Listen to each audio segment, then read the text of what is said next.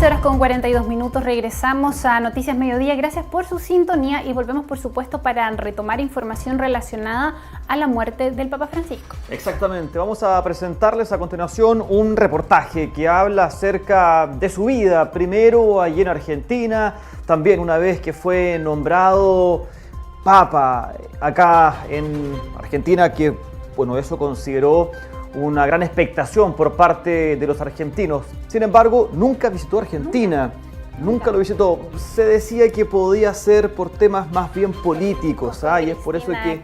Exactamente. Sí. Es por eso que siempre se dice que no visitó Argentina por temas justamente políticos. Él era un peronista, bueno, absoluto, que ya lo había manifestado en alguna oportunidad. Hincha de San Lorenzo. Hincha también de San Lorenzo de Almagro. De hecho, él iba al camarín a ofrecer ahí algún tipo de oración, y eso en algún momento algún técnico al Coco Basile no le gustó y lo sacó, de hecho. ¿Pero por qué? Pero no sabía que era importante para el club. Bueno, queremos conocer un poco más acerca de la vida y obra del Papa Francisco en el siguiente reportaje.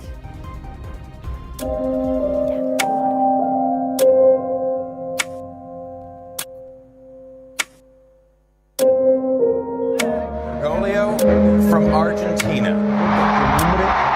O Papa es Francisco. Il nuovo Papa è un argentino. Si chiamerà Francesco, bisogna dire che sicuramente non era.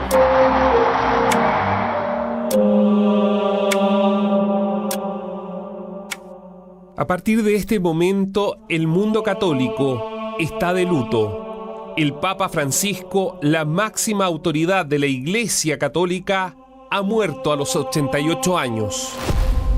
En concreto, su periodo a cargo de la Iglesia se extendió por más de 11 años, dejando un fuerte pesar en el mundo católico que llora la partida del primer pontífice latinoamericano, conocido también como el Papa argentino.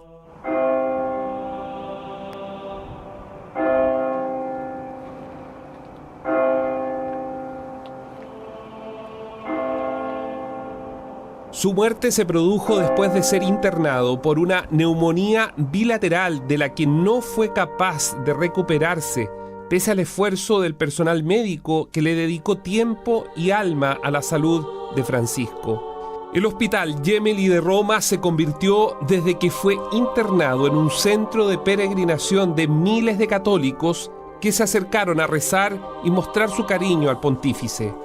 En un altar improvisado a los pies de la estatua de Juan Pablo II se leía la frase: "No tengas miedo", frente a la entrada del centro médico. En el mismo lugar se llenó de flores, velas, y en el mundo se comienzan a realizar muestras de afecto en iglesias y catedrales. Pese a los reiterados problemas de salud en los últimos años, entre ellos de cadera, dolores de rodilla que le obligaban a usar silla de rueda, también están las operaciones o infecciones respiratorias. El Papa Francisco, en resumen, mantuvo hasta el último minuto una cargada agenda que nunca bajó de intensidad pese a sus innumerables problemas de salud. Jorge Mario Bergoglio nació el 17 de diciembre de 1936 en Buenos Aires, capital argentina, hijo de un inmigrante italiano donde el padre Mario trabajaba en ferrocarriles y la madre, Regina, se encargaba del hogar y la educación de sus 5 hijos. Si bien se diplomó como técnico químico, Bergoglio se inclinó por la carrera religiosa y a los 21 años ingresó al Seminario Diocesano de Villa Devoto y al noviciado de la Compañía de Jesús. Después de 2 años de formación, tanto en Argentina como también su paso por Chile, Bergoglio se dedicó a la docencia y a la reflexión teológica. A lo largo de su carrera destacó por su estilo de vida modesto, marcado por su cercanía con la gente y adoptando prácticas sencillas, tanto en su vida cotidiana como en su labor pastoral. Características que le permitieron consolidarse como figura eclesiástica en todo el mundo. A pesar de su creciente popularidad, Bergoglio había tomado la decisión de retirarse a una vida más tranquila, centrada en la oración y dirección espiritual. razón por la que presentó su renuncia como arzobispo a los 76 años, conforme al Código de Derecho Canónico. Sin embargo, su influencia en la Iglesia lo posicionó como uno de los favoritos para el cónclave del año 2005, tras la muerte de Juan Pablo II. Durante esa votación recibió 40 de los 77 votos necesarios para ser elegido papa. Sin embargo, la elección en esa oportunidad terminó recayendo en el cardenal Joseph Ratzinger, quien asumió el pontificado bajo el nombre de Benedicto XVI. 8 años después, se encontraría nuevamente en el centro de la atención eclesiástica.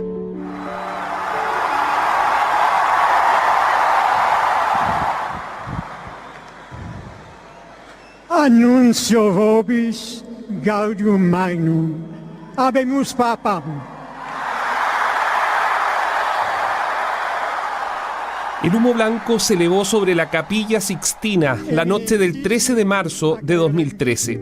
El arzobispo de Buenos Aires, Jorge Mario Bergoglio, el jesuita argentino de gestos austeros y palabras directas, se convertía así en el Papa Francisco, el primer pontífice de Latinoamérica y quien sucedió tras la renuncia de Benedicto XVI. La Iglesia Católica en 598 años no había vivido un escenario como este. Fratelli e sorelle, buonasera. Esa fue la primera vez que Bergoglio, en su calidad de líder de la Iglesia Católica, salió al balcón de la Plaza de San Pedro en el Vaticano y pediría ahí a los fieles que recen por él.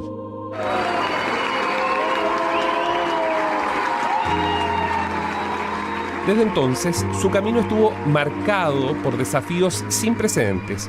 Una pandemia, considerada la mayor crisis sanitaria del siglo XXI, la guerra entre Rusia y Ucrania, el conflicto más grave en Europa desde la Segunda Guerra Mundial, la guerra en la Franja de Gaza y la migración, una crisis económica a nivel global y dentro de la Iglesia, el escándalo de los abusos sexuales, uno de los mayores desafíos en su relación con los fieles.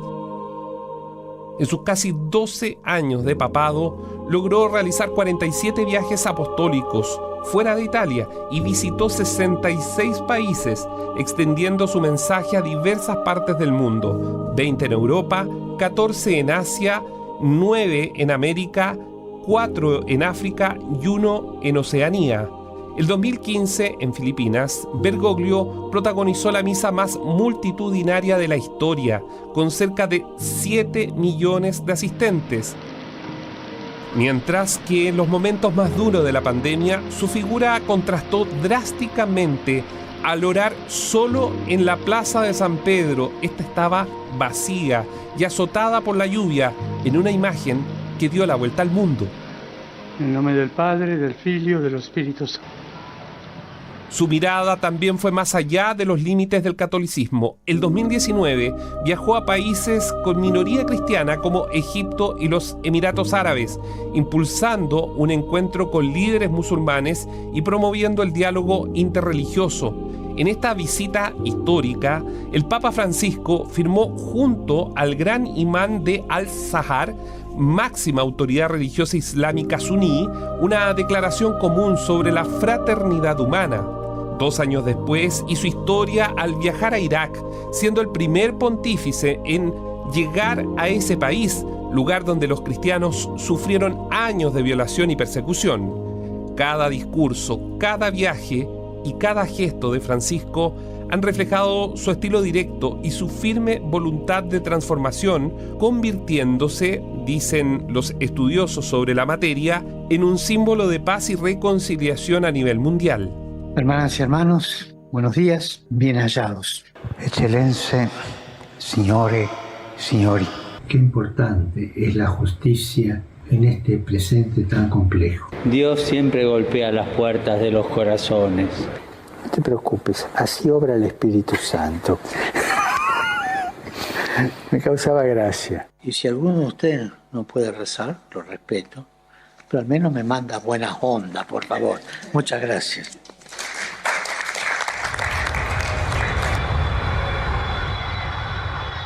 El lunes 15 de enero de 2018, Chile recibió al Papa Francisco. A las 7 de la tarde, con 14 minutos, el avión de Alitalia aterrizó en el aeropuerto Arturo Merino Benítez, casi una hora antes de lo previsto. Después de un largo vuelo de 14 horas, el sumo pontífice pisaba suelo chileno por primera vez como líder de la Iglesia Católica para dar pie a su recorrido por Santiago, Temuco e Iquique.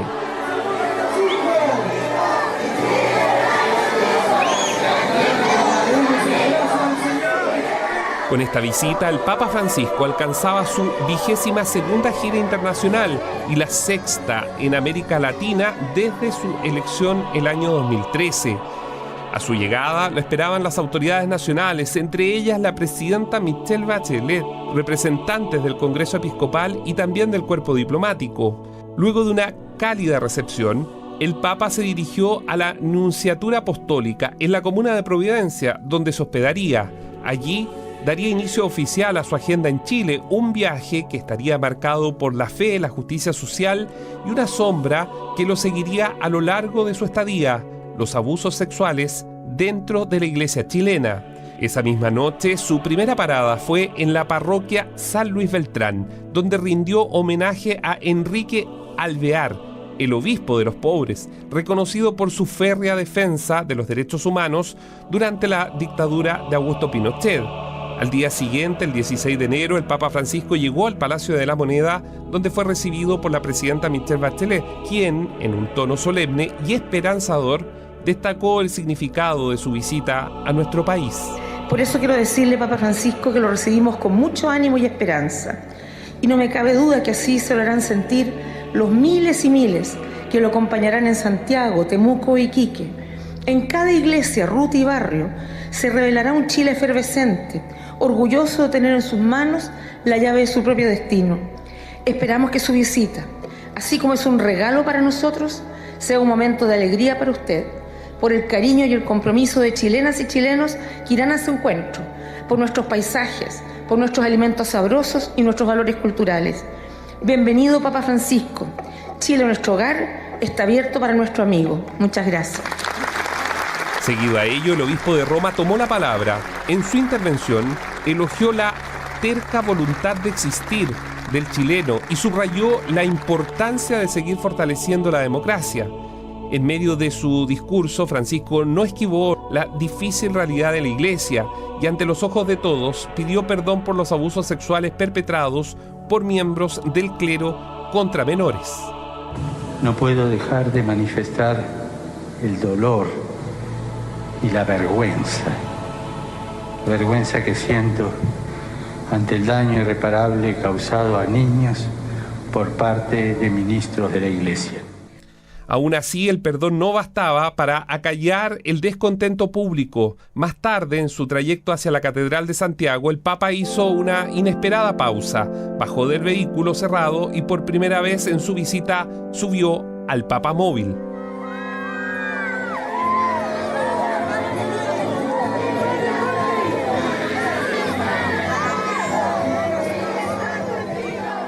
La multitud lo aclamaba, pero entre la devoción también surgieron voces disidentes. Una pancarta entre el gentío captó la atención.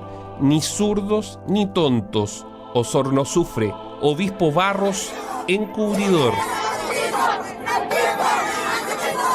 Junto al mensaje, las imágenes de los sacerdotes Fernando Caradima y Juan Barros dejaban en claro que la controversia no se haría esperar. Un grupo del movimiento de laicos de Osorno exigía la salida de Juan Barros, acusado de encubrir los abusos cometidos por Caradima entre la década del 80 al 90 en la parroquia El Bosque, ubicada en Santiago. Su participación en las actividades papales generó indignación, especialmente después del perdón que Jorge Bergoglio ofreció públicamente. Luego de su paso por el Centro Penitenciario Femenino de San Joaquín, su primera visita a una cárcel, la Universidad Católica en Santiago viajó a Temuco en la Araucanía. El Papa Francisco no había vuelto a escuchar de la polémica de Osorno, al menos en sus recorridos. Sin embargo, en Iquique, antes de celebrar la misa central, el pontífice fue consultado por Radio Bio Bio sobre la molestia de Osorno, entregando una respuesta que a los minutos había dado la vuelta al mundo. Papa, muy cortito, hay un tema que preocupa a los chilenos, que es el caso del obispo de Osorno. ¿Usted le da todo el respaldo al obispo Barros? El día que me traigan una prueba contra el obispo Barros, ahí veo. No hay una sola prueba en contra. Una declaración que le costó al Papa Francisco críticas en Chile, pero también en el mundo. De hecho, tuvo que desdecirse de ello en el avión cuando viajaba de Perú a Roma. 3 años después de su visita al país, el sumo pontífice volvió a recibir a un mandatario chileno. Esta vez, el escenario no era la Moneda ni la Catedral de Santiago, sino el Palacio Apostólico en la Ciudad del Vaticano. Sebastián Piñera, en medio de la gira por Europa, se reunió con el pontífice y el secretario de Estado, Monseñor Pietro Parolin. Chile ya no era el mismo. El estallido social de 2019, el proceso constituyente en marcha y los efectos de la pandemia marcaron el contexto de una reunión donde la política, más que la fe, estuvo en el centro de la conversación. Hoy tuve la oportunidad de tener una conversación muy personal, muy profunda y muy extensa con el Santo Padre. Y uno reflexiona que no solo de pan vive el hombre, hay que alimentar el cuerpo, pero también hay que alimentar el alma. Desde esta plaza San Pedro, los saludo con mucho cariño. Este encuentro marcó la segunda audiencia privada entre el Papa y Sebastián Piñera, la primera en octubre de 2018, marcada por la crisis en la iglesia chilena tras los casos de pederastia que sacudieron a nuestro país. Resulta que la reunión coincidió con la víspera del nombramiento de Andrés Ferrada Moreira, sacerdote y víctima de los abusos de Fernando Karadima, como nuevo secretario de la Congregación para el Clero, un acto simbólico que ocurrió al interior de las paredes del Vaticano. La Iglesia Católica, con más de 1.000 millones de seguidores en el mundo, se enfrenta a un momento decisivo. La sede de Pedro ha quedado vacante. El protocolo se activa de inmediato. Desde este instante, el Vaticano queda bajo la custodia del Camarlengo, el cardenal encargado de gestionar la transición hasta la elección de un nuevo líder. Aquí, la mirada se posa sobre la Capilla Sixtina, donde, desde hace más de 800 años, se ha decidido el futuro del catolicismo. Los cardenales electores, aquellos menores de 80 años, ingresarán en solemne procesión. Cuando la última túnica roja cruza el umbral, uno de los asistentes pronuncia las palabras «Extra omnes» y las puertas se cierran con un golpe firme. A partir de ese momento comienza el escrutinio.